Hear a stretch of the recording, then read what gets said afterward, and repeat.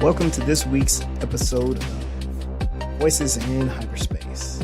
Today we are going to be talking about episode 9, Death Walk of Babylon 5. Today we have Mel and Sunday. Hi. Hey. So this was a really interesting. So let me kind of go this direction. Season 1 is a lot of different things happening, right? There are so far we've seen a few different mysteries with some of the main characters, but they're encountering like some pretty serious and pretty heavy issues. And this is kind of it. What's going on with this episode? For those who are familiar with Babylon 5, the series really picks up at the end of season 1. And here we are, probably close to the middle, and it's these are not the best episodes, but they're still very interesting. So here we are, episode 9.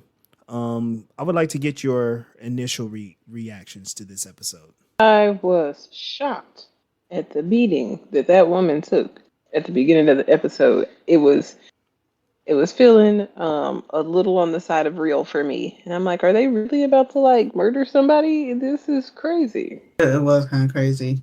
The perspective that they took on who should care about this individual being such a heinous criminal, like in general. Like, I was kind of shocked with the species who was like, well, she ain't had nothing to do with us.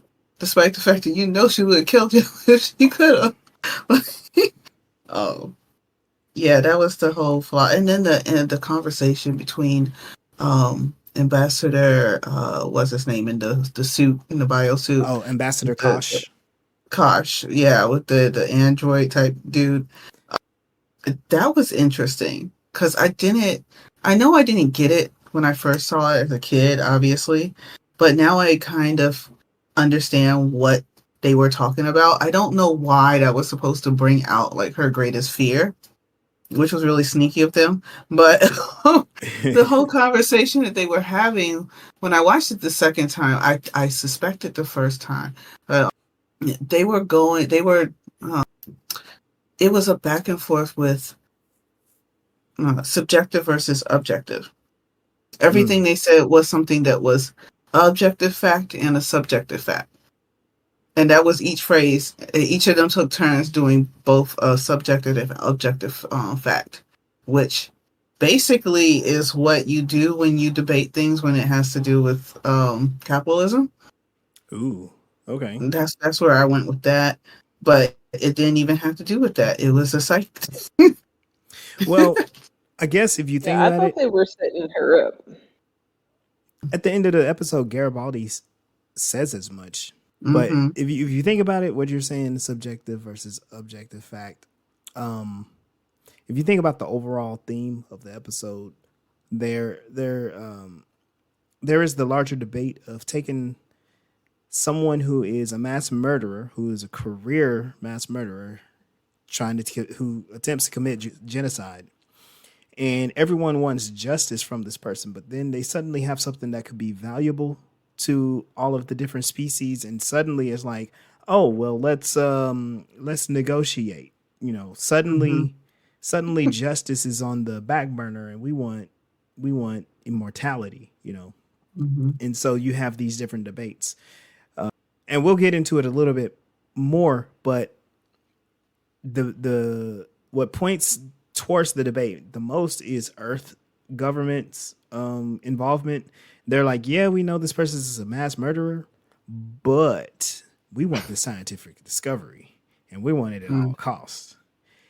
And the rest of the galaxy can wait for their justice. We want our product. Right. Yeah, I'm not sure like who thinks that immortality, especially for like a lot of people, would be a good idea.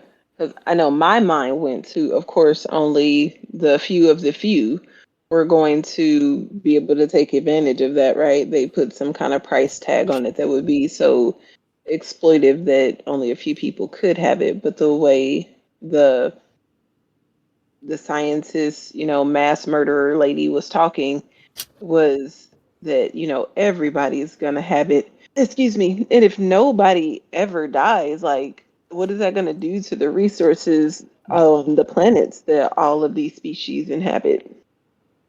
Right. And she knew she was like giving them this by giving them this as a like last resort to destroy them. Right. Right. Yeah, that was her Wow. purpose. Her whole purpose, like she was pure evil to the bitter end. Her purpose was like, yeah, when I die, I'm gonna make sure that y'all turn into us. You call us monsters, well, you're gonna be monsters too. They were already ready to like sacrifice justice for immortality, something that they're not ready for. I mean, they mentioned that before. What's her name? The second in command. She Ivanova. said that Oh yeah, Ivanova, like even if humans live for 200 years, it's still humans. They gonna mess yeah. up. And I think at that point we were saying like this is probably J. Michael Straczynski giving his perspective, his point of view. Humans are gonna be humans. 100 years, 200 years, forever. There's always going to be conflict. And I think that, well, of course, that was the purpose that Jador was aiming for. Like, hey, we're going to take advantage of your proclivity to be in conflict. But outside of that, you have like she's exploiting the greed of some of these different species too. So like the Centauri, they were like, hey, we weren't really involved with this. They didn't attack us, so we're not going to vote for justice. That's what Ambassador Malari said. And then Ambassador Jakar, he was like, "Oh, we'll definitely vote yes, but we got to make sure that that trial is happening on our planet. We need her in our custody." And Mm-hmm. that's because he was originally the reason that she is even on that station is because he had arranged to make a deal with her. And then just to kind of get us back to the beginning of the episode, do y'all remember how she arrived to the station? She was on a regular transport, right? She And was on she a was dressed like Minbari. She was on a Minbari transport. and dressed like a Minbari. Yeah. So she just had her hands in everybody's stuff. Yep. She's playing everybody already. Like it just amplified as soon as she got beat up Yep. and they found out what she had and who she was. Yep. Which Like her presence just caused chaos. yes. Which I mean we need to keep track of this somehow, but this is another mark on the Toth is about that life. Oh, for Because sure, it for was sure. on site. She was like, oh, I know you. And she was about ready to stand up to, her, what To do they Jakar. call, yeah, she was ready to fight him. Like, no, I got business to handle. I know you know what it is. Are you about to really try to get in my way? He's like, no, I'm not. Be easy. Oh, that was good. I liked it very much. And this is more of Jakar's villainous arc. Which, I mean, okay, let's take a moment and assess Jakar because the last couple of episodes, you got to see a little bit more of, I guess, some range from that character, but he's kind of back in the whole like scheming mode where he's trying to do some backdoor deals to help Narn. He's he has this bargain with this genocidal maniac, and she did a lot of her experiments on Narn, right? Mm-hmm. So he's like, you know what she discovered is actually going to help us. So we're gonna bargain with her. So with that in mind, like what are y'all's overall now knowing what you know about Jakar up to this point? What is your perspective of who he is, what he's doing? I That think he's just a typical politician. Mm, you know, really setting aside like your morals and ethics in order to advance whatever your political and career goals are. Yeah, it's very ego driven. Like he can It's do kind disgusting. things. Yeah, he could. I mean, you can do kind things for ego, but that's because the ego needs to be seen a certain way. But if he could do something where you're not going to see that he's doing it for the where it's not going to be seen as bad, he'll go behind the he'll go and do it behind closed doors and keep it from people. So in the surface, he very much looked like he's doing things for the right reason, and so is what's his name, Sinclair. Like you kind of feel where his heart is, but at the same time, he will be sneaky and do what he wants to do, or even just give into what Earth forces want for the sake of appearance. It just seems to be more of his personal ego when it comes to. Well, no, it's both for their jobs. I think it's for their job. Their ego is their job. Yeah.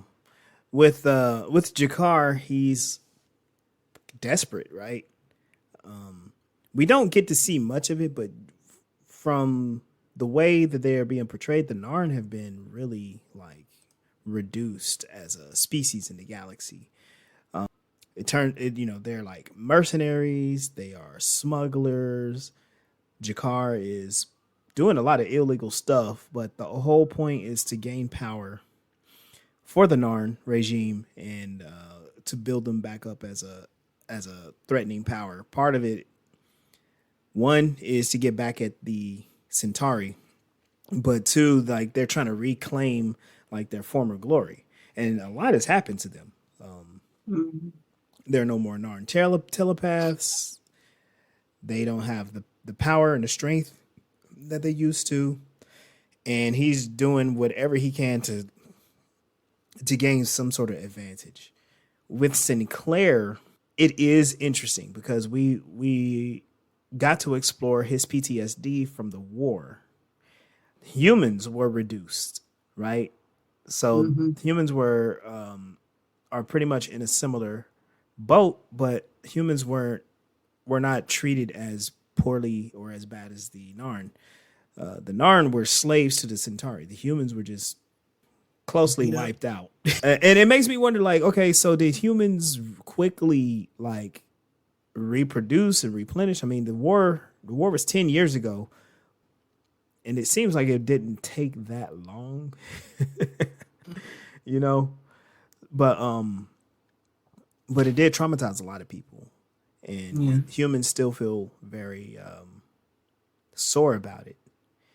And and in this case, Sinclair, he's following orders, and it makes me wonder, like, okay, he's following orders. Is this because he thinks he's doing the right thing by following orders? And of course, he doesn't. He thinks that the deal with Earth Force trying to get custody of Jador and her discovery, he clearly thinks like, hey, there's something wrong here, right? But Mhm. he has to follow orders, and so I guess the question is he following orders because he thinks it's the right thing to do, or is he following orders to maintain his position because maybe he feels like I can actually do some good here, and if I lose this position, then we will end up going to war. So And like you said, he still has that PTSD. And as a soldier, you survive by following orders yeah, majority of the time.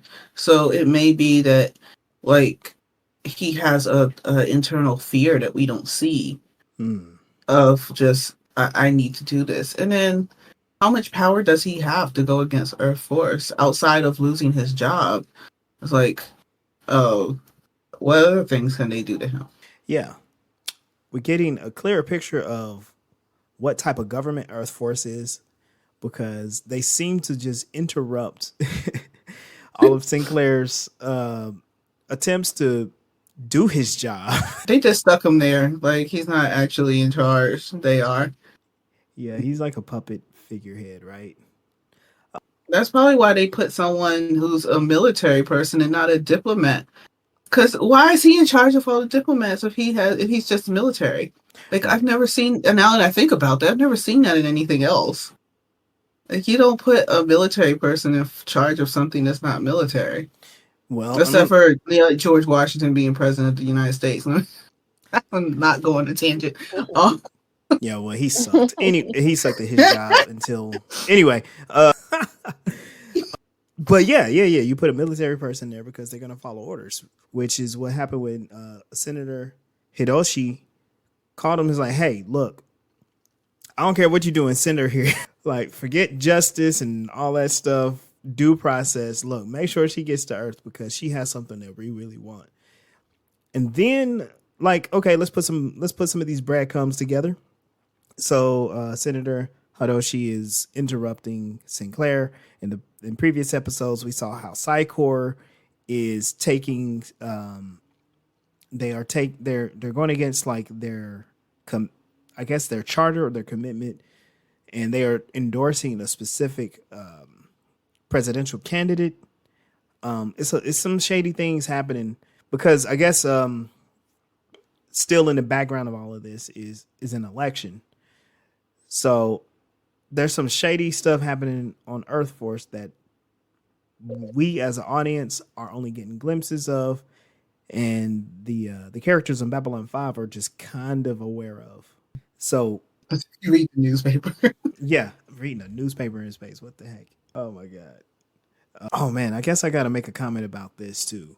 I don't know if we've seen what the offices look like very much, but I think some of the they've shown some of like the office supplies and stuff, and they show I guess their version of futuristic offices. They have like the clear paper, like the overhead projector paper, and I'm like, that would be impossible to read. I think Star Trek figured it out by having tablets. Yeah. We got tablets now. Yeah, sometimes these shows they take a shot in the dark and they're wrong, and that's cool. Yeah. We'll roll with it. Yeah, I think the only time they use paper and stuff is like out of hobby. Like, Yeah. this is what they used to use. Look, feel it. Can you feel the sensation, the fibers on your skin? Can you smell it? Because we're on a whole Star Trek tangent, but Picard had physical books that he would take with him places. Yeah, but his hobby was anthropology. Yeah, he would have tools and all of that stuff. Which, I mean, imagine like a future where, hey, this is what I'm gonna do on vacation. I'm gonna go on an archaeological dig for fun. So anyway, one of the other storylines that's going on is Ambassador Kosh hires Talia Winters for a business interaction. And this is one of the more bizarre stories that are happening pretty much throughout the whole series. Kosh hires her. She objects, but then he's like, you know what? All arrangements have been made. You're in the clear. And when they do meet up, they meet up with a guy named Abbott. He has this weird looking hat.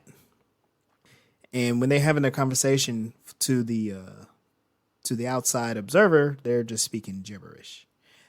One thing that I thought was kind of interesting was when Talia was asked to scan his brain, and she was like, yeah, there's nothing there. And both of them were like, good. Like Kosh and Abbott were like, good. And now, after seeing the episode, it made me think like, oh, they're making sure that the cassette tape is blank. Oh, that's what it was. Yeah. I don't know if that's true, but that's the dumb thing that popped in my mind about that. But yeah, if you compare what Garibaldi said, there's like an old school cassette tape. Yeah. Yeah, they were recording data. Is his brain just a recorder? Because, I mean, he has to function. He walks around and stuff. There has to be, like, something making him do that, process the alcohol he drinks. Right. Well, having the other conversations, I just was, like, nervous when they were talking in codes and riddles. She challenged them about it. They, just gave more codes and riddles. And then one sentence that he said, like, put her into that. Yeah, she started seeing that vision of her in the room with the mirrors and stuff. I thought that they were going to do something to her. I was nervous. So when Talia's in this whole scenario, granted, you said that you felt nervous Sunday. I wanted to know what's your overall perspective of Talia and her role on the station thus far. I like having her around when she comes to do the mind readings and things. I'm all for making sure that everybody's thoughts are pure and organic, especially the episode where her friend, he had been used in the military in order to, well, they tried to use him, but then he went like He Super became like a Saiyan or something, yeah. a son. Yeah, but I like them very much. What about you, Mel?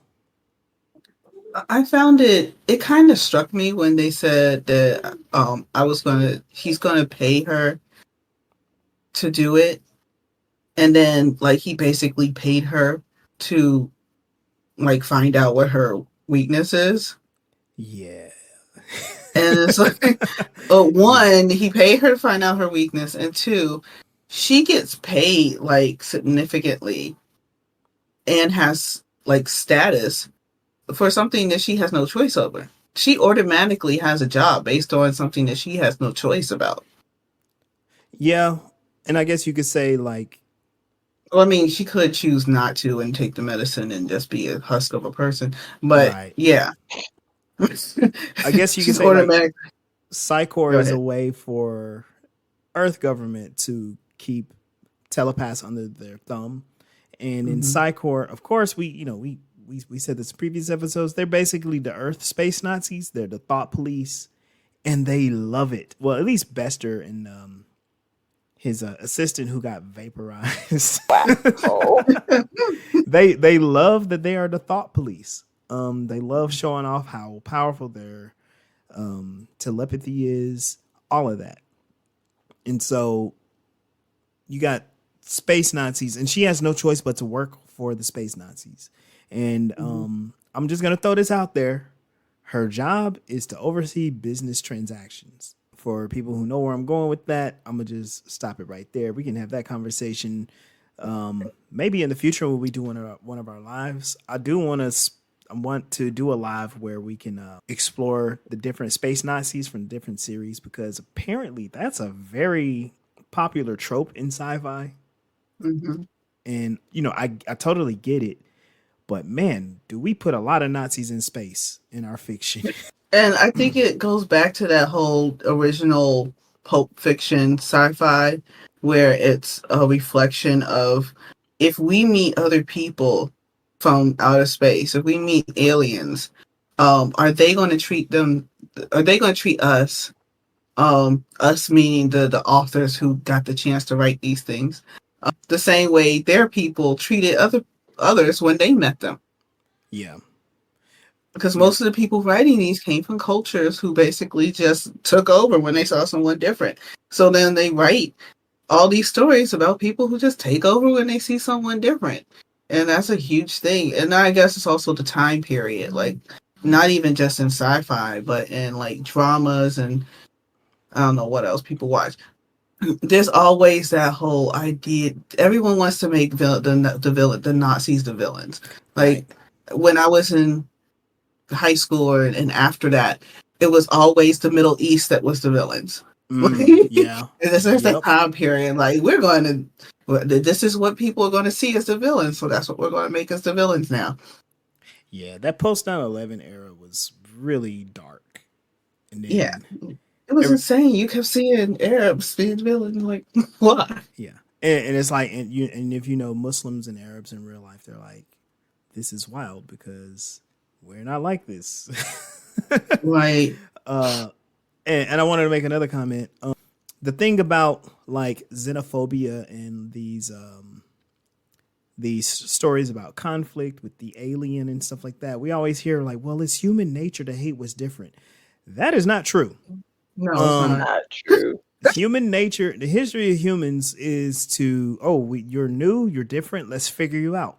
How can we learn from you? How can we learn about you? How can we help each other?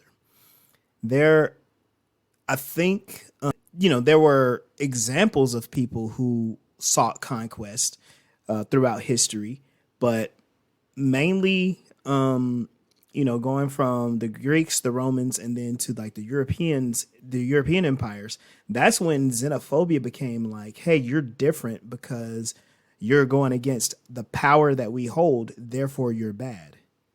You know, Yeah. and so like in while that was going on in the Americas, indigenous cultures were, granted there were conflicts, but they were trying to find ways to cooperate and coexist. Yeah. So it's not human nature, it's just an aspect of what can be done when you concentrate power. And I'm gonna, get off the soapbox there. But to say that hating what's different is human nature is a misunderstanding and underestimation of what humans are capable of. I think fear is human nature. It's natural to fear things. It's natural to attack things that we do fear. But when you know that other people aren't necessarily a threat to you, or it could just be what they see as a threat, Mm-hmm. especially since this show has a lot to do with capitalism and a lot of what a lot of xenophobia that happened in world history has to do with power over resources so that I can have capital. Yeah. Yeah. So, and you don't find that too much in other cultures who didn't just conquer each other. Like they had to actually have issues with each other. Yeah. And it's also, and I keep bringing this up for some reason, probably because I'm obsessed. But when it comes to some people that's in power, a lot of them are sociopaths and narcissists, and Yep. it's natural to they get scared and threatened when you don't see them the way they think you should see them. Yeah. So, if say Europeans come to the Americas, and the people there is like treat you like you're just another person, they get pissed off. Yep. They're like, "How dare you not bow to me? Like, why aren't you in awe of my existence?" Or how dare you be the people that you are and walk around naked? Don't you know that's evil? Right. Why don't you know my God? You must Right. be evil. He's like, Right. Oh, you don't have a soul. uh, Yeah. because you're not like me. You're trying to be like me. I can only accept people who are under me if they trying to worship me or try Right. to be like me. Like, Yeah. and when you do that to somebody like that, they can't stand it. That's their kryptonite, and they throw a fit and start fighting, whether it's verbally or physically. I don't know. So, we what I wanted to get in on here is there is a discussion to be had, some parallels of real life along with this. What it reminded me of is Operation Paperclip, where you have the Nazi war criminals from World War II that should have gone on trial, right? Oh yeah. If America was on the up and up and was, you know, really about the values that they claim, those Nazi scientists and those Nazi business people and military people, they would have gone on trial, would have been executed. But no, they were like, hey, in secret, we really dig what you were doing. So why don't you come work for us? Why don't you come work for Bad Boy? And then we wonder why there are like neo Nazis here today. Like, Right. you brought them over here. Right. Yeah. And so I just couldn't help but make the parallel. And again, this is probably J. Michael Straczynski just pulling from his, his childhood and upbringing, seeing, these Nazi. Well, I don't know how old he is, but knowing that Nazis were brought into government agencies like the DOD, NASA, and all of that stuff. And America was like, yeah, we're cool. We're cool with what you did. Because even though we fought a whole war against y'all, we won. Cool. We don't have to murder all of you. So we're just going to use you. And kudos for liking the stuff that we were doing to the natives and trying to apply it in Europe. So Right. they gave these guys jobs and awards. And that's what's happening with Jador. So a minute ago, so how I said, like, we like to put Nazis in space. She's she's straight up a space Nazi. When you see her uniform, when they finally bring her uniform out, it looks like a sci-fi Nazi uniform, even more than what the Psi Corps were wearing. You know, Mm-hmm. Yeah, she was totally looking like what is the one with the octopus and the legs? Hydra. Oh, Hydra. Yeah, hell Hydra. And she and the focus is her incredible scientific discovery, which is she was able to synthesize this serum that can grant immortality to its user. And of course, all the council governments were interested in this. This is, I don't know. Look, I don't remember all of the different scientific advances from Nazis during World War II, but I'm pretty sure America's perspective was like, we're going to take all of your smart people and make them work for us. And all of their scientific discoveries are going to be ours now. Which, have y'all read about what the Nazis were doing for research? Like, they were doing a lot of nonsense. They were doing stuff that was useless. It was cruel and it was pointless. They were doing things that like why would you think that this is a thing, right? I'm not going to get too much into it. A lot of what they were doing involved children in a very uncomfortable and unsettling way, so I'm not going to talk too much about it. But America was like, yeah, hey, that research is cool. Let's take notes. Yeah, a lot of what I learned about the history of autism came from that too. Oh, yeah. Yep. Which was just terrifying. And people adapt that. Like the first autism movement we have adapted the same ideas, like just undercover. And it's like, y'all just integrated it into you it's like in a video game when you make a kill and you loot. Yeah. That's what they thought they were doing. Like, y'all, y'all won't be the only ones in this fight too. And we weren't even technically in the fight I'm like, we just jump on in there. Let's see if we can fight too. We took credit. Yeah. Like, yeah. As soon as we try to jump in there, we get attacked. Like, yeah. Yep. They couldn't be more like Japan and just be ashamed of themselves and be like, yeah, we fucked up. Sorry. Like, well, hold on. Germany is ashamed. Well, for the most part, the government of Germany is ashamed. The government. Yeah. There are some Germans and some other Europeans who are like, nah, we should do that again. And America was like the blueprint for what they were doing. The genocide against the natives here, the racial discrimination against black people, indigenous people, people of color here, like all of that stuff. Germany was taking notes, was like, hey, yeah, that's cool. We should definitely do that here.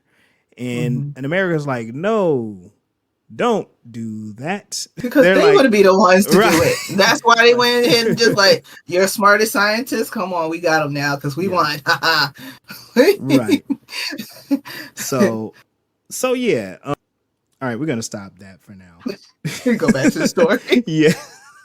It is the story, though. It is. In space. Like, yeah.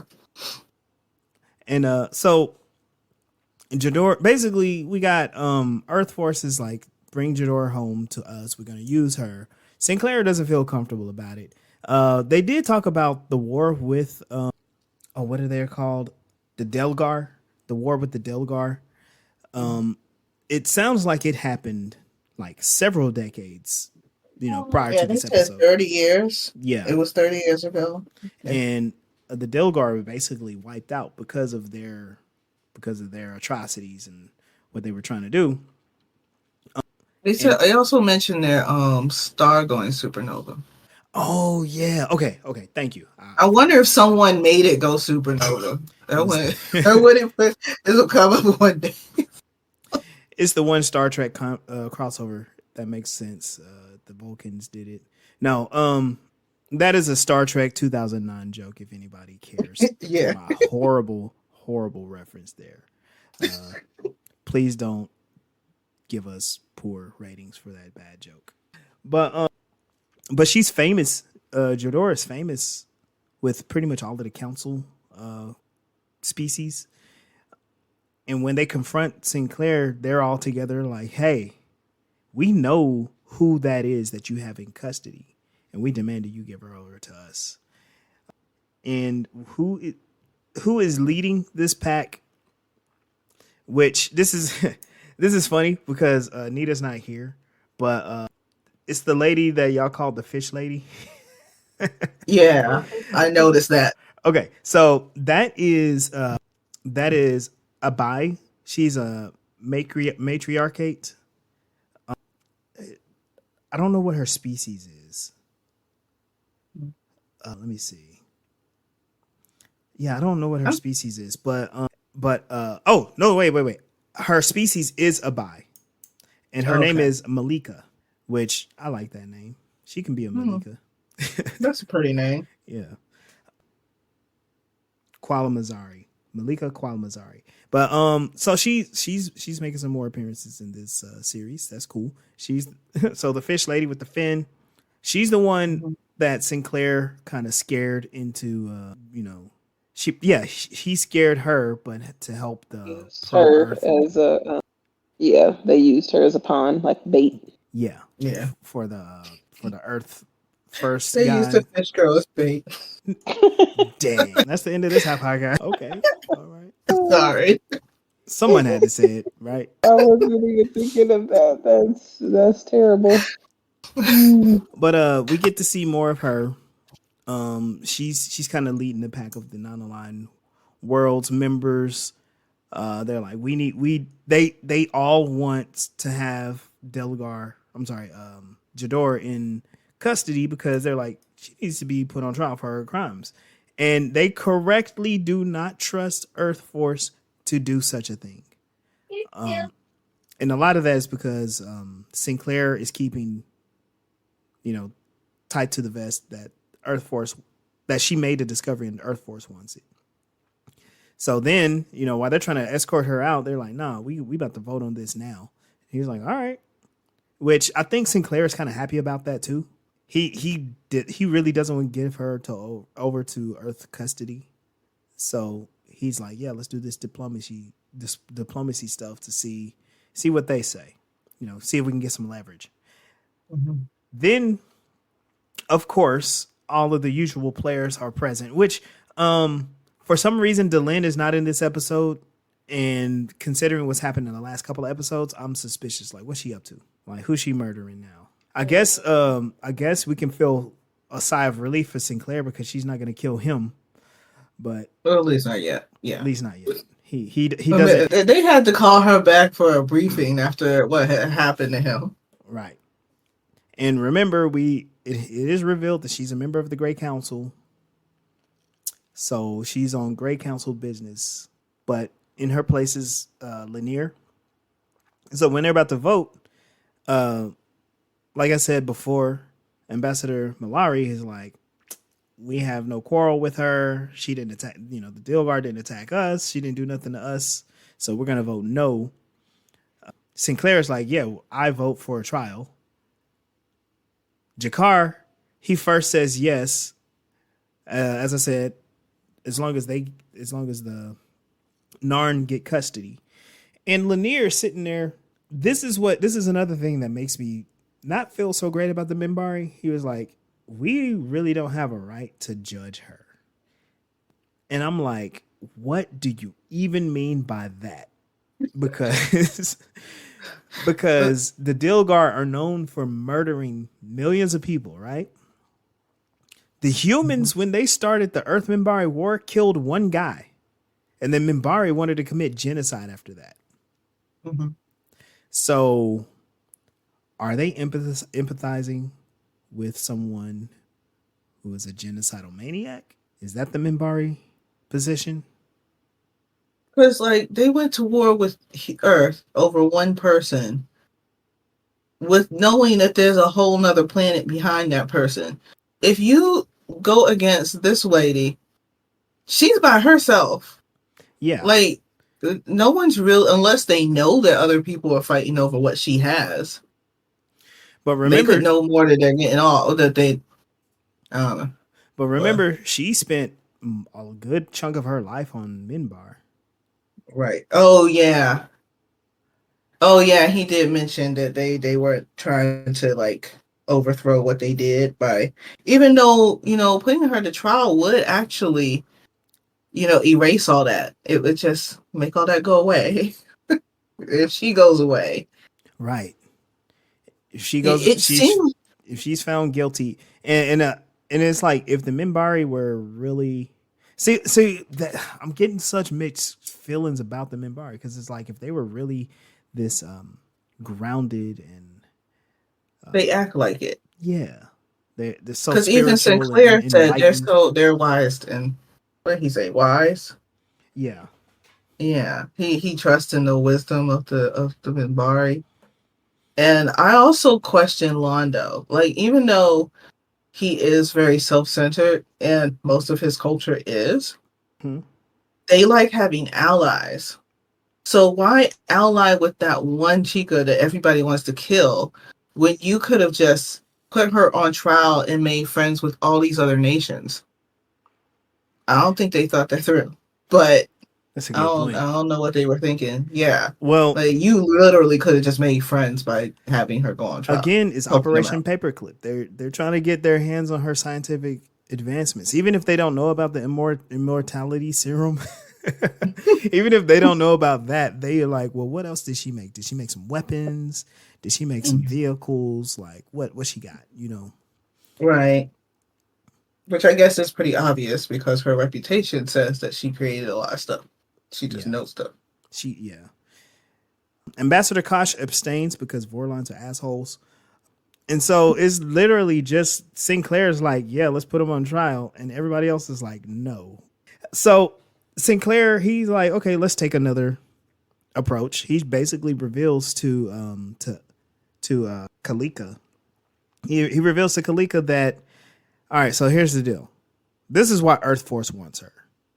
She's made this serum that's gonna impact the whole galaxy. It's gonna make people immortal.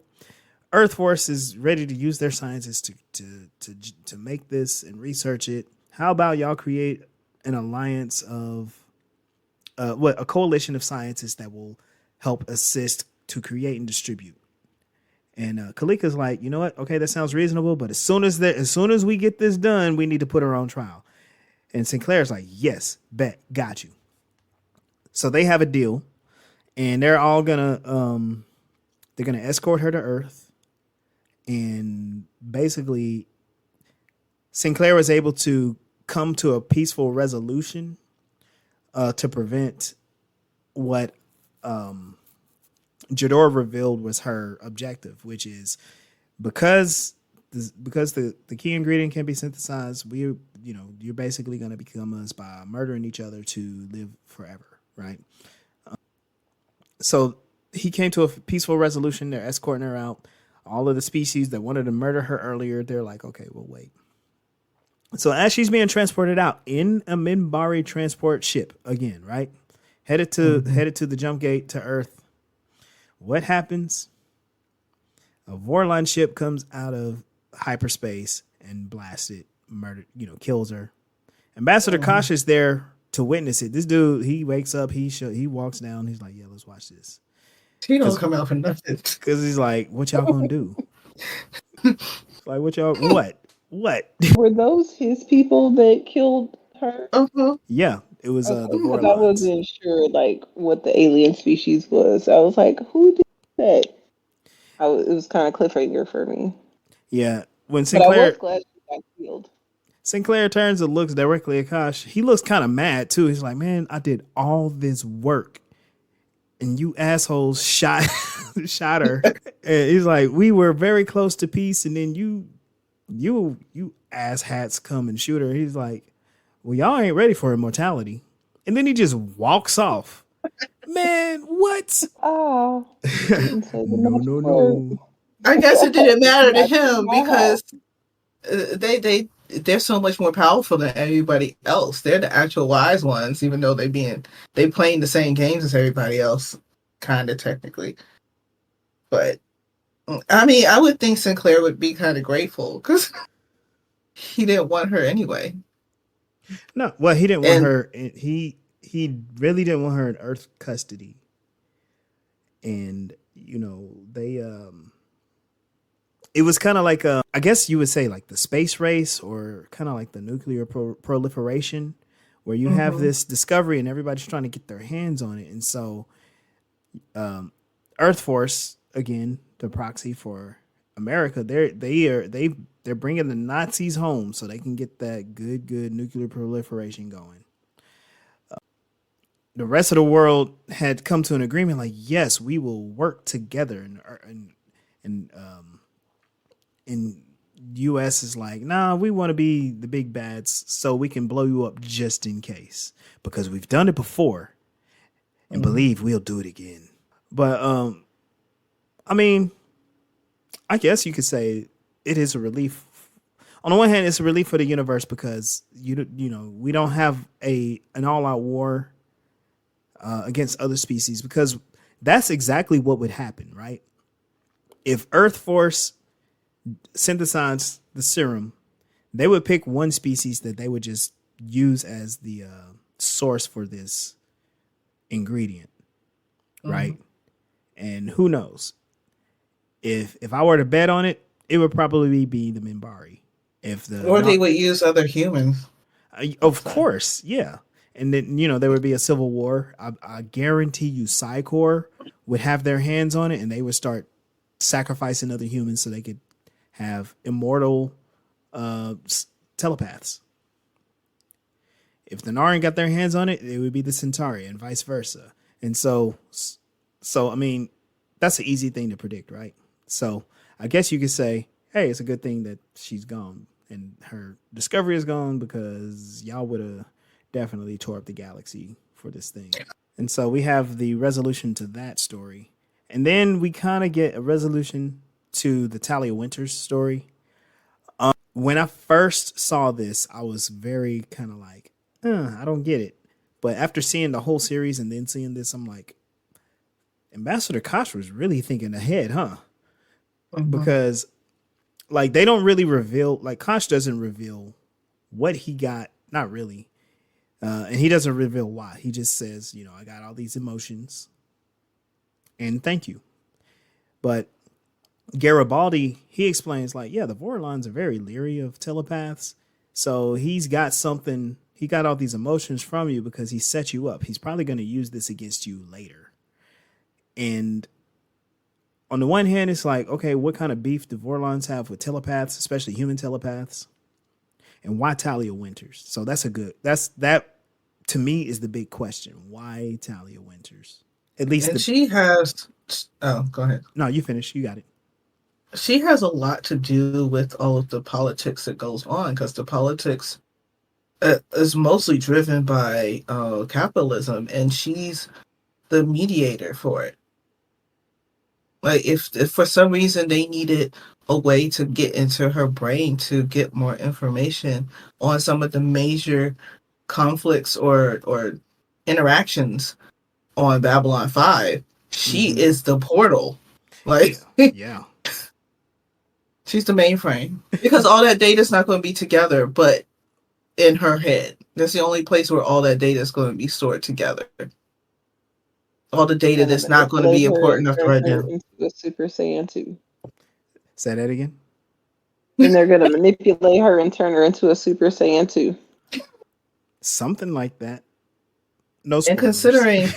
considering the guy that she was, the guy with the hat, he was like, "Oh, I'm a 25." And like, but wasn't the guy who went Super Saiyan like a little bit over a 12? And he she didn't bat an eye over that? Like, or was well, he joking? no, he was okay. So he was a little over the oh god, what I forgot his name now, but the guy that they turned into a Like super Marcus or something. yeah, he was over a 12, but that was what they got him to when they manipulated his DNA and his abilities. But he kept mutating. He kept getting Mm-hmm. stronger and stronger. For Abbott, he said, "Oh, I'm a solid 25," which maybe he was joking, maybe he wasn't. But the thing is, she couldn't read him at all, so she has no clue. She has no clue if he has powers, if he doesn't have powers, what his capabilities are, because it seems like telepaths can sense each other's like power levels. Right. And So so maybe she thought he was joking, but at the same time, she can't read him either. Like the reaction she had was like, "Okay, let's do this," but she didn't get freaked out until it's like, "I don't know what y'all talking about." right, yeah, She should have been freaked out longer before, much longer than way before that. right. And I mean, she did come across as very nervous when Kosh approached her for the job. She doesn't seem to like to want to be around Kosh at all. Mm. She So can't read him either. yeah, she can't read him. She doesn't like being around him. She doesn't like working for him. And then this one job, she gets some trauma reawakened in her. And that was, I mean, of course, now we know, but like that whole sequence was just about her. Hmm. So it was a setup. And so there is a reason that Kosh is leery of her. And that's something that viewers need to take note of and put in your back pocket for later in the season, in the series, because because Don't again, you sit on that breadcrumbs. Easter egg. Be careful. You know, these are What are strings we? that are tying Are we together, making pasta? What are we doing here? making space pasta. And one thing that distracted me the most about those scenes had nothing to do with the scene. That actor's voice, like, what is he in? Like, I could not. I guess he does voice acting because He I has don't to. recognize his face, but his voice I recognize, and it sounds like something you would hear in like a '90s cartoon. Yeah, that's what I was. That's what I was And thinking. I could not find him online for some All reason. right, his name I is would have to. Kasi Costa, and I know nothing of him. Hold on, y'all keep talking. I'm gonna see what I can. See what I can find. Because you know they always put like the guest stars and stuff like that.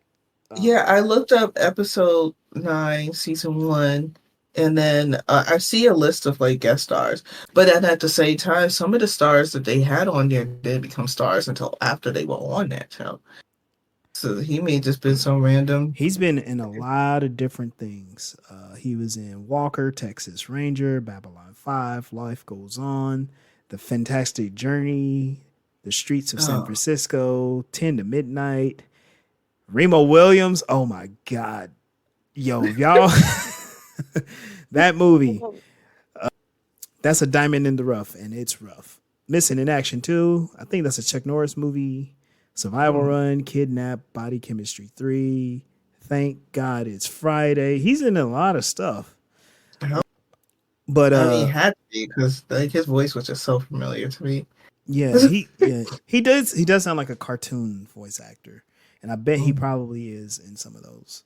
But we can like dig into that a little bit more later. So Yeah. so the episode ends with Garibaldi and Sinclair just kind of having a discussion about like what did all this stuff means, and I thought it was really a good way to wrap up all of these the different themes, and it's Sinclair just questioning the moves of people in power. He's like, you know, when is it going to end, or is it always going to be like this? Continually, excuse me. Okay. Continually putting politics before morality, expedience before justice. And that is like the state of world politics right now. Like, hey, yeah, we're going to destroy the ecosystem. We're going to destroy the environment, but hey, we need more oil. We need to make money off of this oil. Yeah, these people are evil and they've done some horrible things, but they need to help us make more money, right? You know, it's Right. you know, as much as Western liberalism talks about justice, law and order, it's only to the convenience of the people in power, and that's being Right. demonstrated in this episode. So it does a good job doing the sci-fi thing, making you question things, question humanity, question morality, and the politics that surround all of that. Again, to me, not the best episode, but I think it did wrap up pretty nicely. Any final thoughts from you two? What you just said about Sinclair's question reminded me of the N.K. Jemisin's book, Emergency Skin, where like all supremacy leaves the planet because the planet is been destroyed as it is in most sci-fi, post-apocalyptic sci-fi. And then they come back like a couple of hundred years later to find out what the people they left behind was able to do with the planet. It just reminded me of that. Like, what would happen to humanity or the sentient beings if they didn't just simply use power as their means of doing everything, power and control. Oh, you want to see what cooperation looks like? What a Yeah, novel idea. and she does a really cool job of like painting a picture of someone coming from the supremacy planet and seeing all of the progress that was made and wondering how they was able to make all the progress and stuff. And they're like, well, we didn't charge people for education. Like if people want to learn stuff, we let them learn stuff. If people had like ideas that would fix issues, we went about doing it and we fixed the issues. Like they're like, What but do you, they didn't look like us. And they're like, what's what that do got you to do know? with fixing the planet? Like, Right. yeah, it was funny. It was funny, but it was deep too. Oh man, that's gonna have to go on the reading list. That's awesome. It's short too. It's not that Oh, long. nice. It Okay. was like an hour listen. Yeah. Oh, sweet. Okay. Yeah, that's going on the list. Any final thoughts, Sunday? I'm complete. All right. Well, I think we had a lot of fun discussing this one, but once again, lots of space Nazis, and this is not the end of space Nazis. So pretty much, Babylon 5 is an epic war story, a space epic, what they call it, space opera. So we will see more, what they call permutations of the space Nazi thing coming in the future. We're halfway through season 1, y'all. We're about at the halfway mark, and I'm sorry that Nita was unable to make this one, but we are going to make efforts to have her back on soon, hopefully. But in the meantime, thank you all for joining us for this episode of Voices in Hyperspace. We'll see y'all next time, and yeah, wherever you find us, especially if you're on YouTube, like, follow, comment, subscribe, all of that stuff. Engage with us because we want to continue our discussions with you outside of these recordings, and we just want to have fun. So again, thank you for joining us. I'm Legendary Black Lion. I'm Mel Asylum. This is Sunday. Bye.